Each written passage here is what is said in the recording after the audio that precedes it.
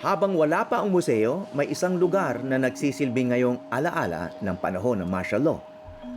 Ang Bantayog ng mga Bayani.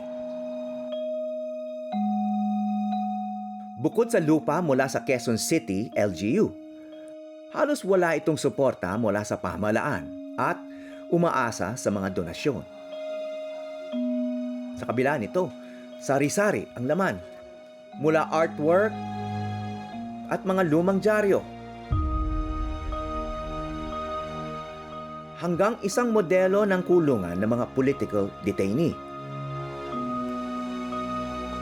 Narito ang mga muka na nasa likod ng tagumpay ng EDSA, mga taong kumilos at nagbuwis ng buhay noong panahon ng martial law. Napansin ko na ang babata ng marami sa kanila. Mga galing elite schools, may beauty queen, valedictorian, may mga Filipino-American pa. Ano kaya ang nagpasiklab ng damdamin nila na kailangan nilang ibuwis ang lahat? Kita mo national eh. Ano to yung mga namatay? Oh, national. Ibig maganda. Ito. Hindi lang estudyante. Marami sa kanila mga kapwa mag-aaral noon ni Judy Tagaywalo, na mas kilala ngayon bilang dating DSWD Secretary sa Administrasyong Duterte. Aktivista na ako bago mag-martial law. In fact, ngayon, nasa Diliman Commune ako eh. Kung 1971, February 2 to 7, ilang araw yun na nakabarikada kami sa UP dahil sinugod ng UP ng mga military.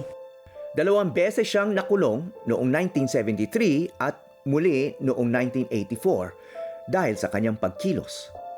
Dinala siya sa Camp Crame kasama ng iba pang political detainee habang nagdadalang tao.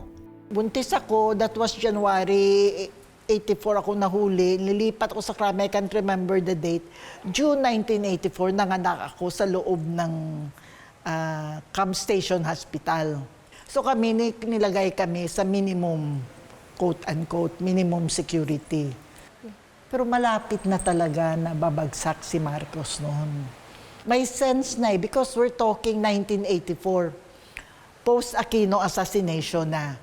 At makita mo na talaga, libo-libo nang nagmamarcha. Pinadala nila kami ng note. Don't be afraid, we're here. There are millions of us here. Lalaya na kayo.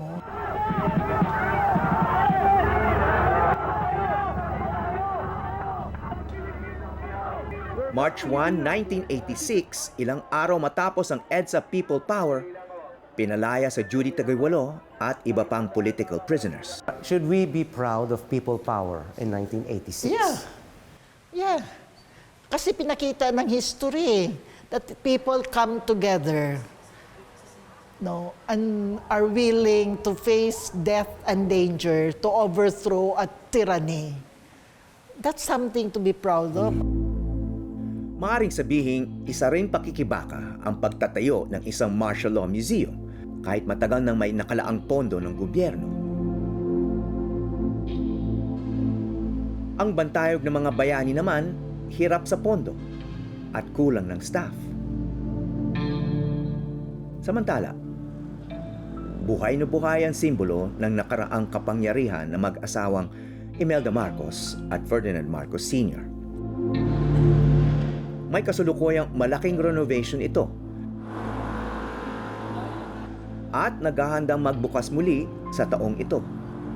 Bukod po sa itong physical makeover, Nakausap ko si Ginoong Jaime Laya, ang chairman ng CCP at ang dating nagsilbing pinuno ng Bangko Sentral bago naging kalihim ng edukasyon sa ilalim ng administrasyong Marcos Sr.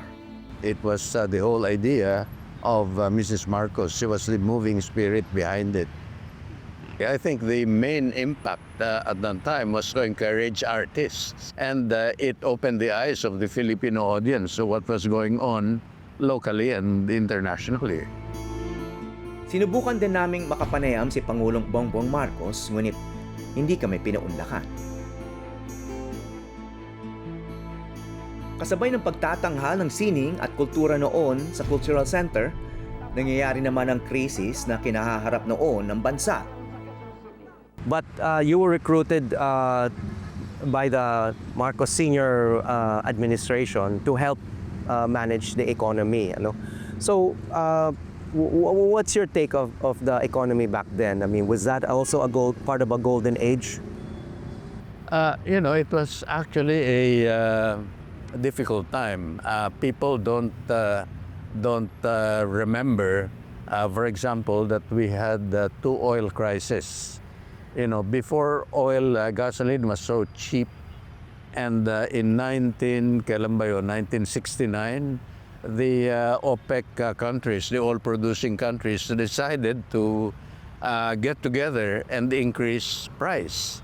And so at that time, we had practically no gasoline. I don't remember the prices then anymore, but prices really, tripled overnight. So ngayon lang nagkaroon ng renovation na ganito. In all of Everything, not only the roof, electricals, plumbing, everything is being renovated because it's never been renovated before. Never. Sa kabila ng mga malalagim na ipinaaalala ng bantayog ng mga bayani at ng mga planong ilaman sa hindi magawa-gawang Martial Law Museum, araw-araw na daraanan ng madla ang Cultural Center of the Philippines, isang matingkad na alaala ng Rehimeng Marcos.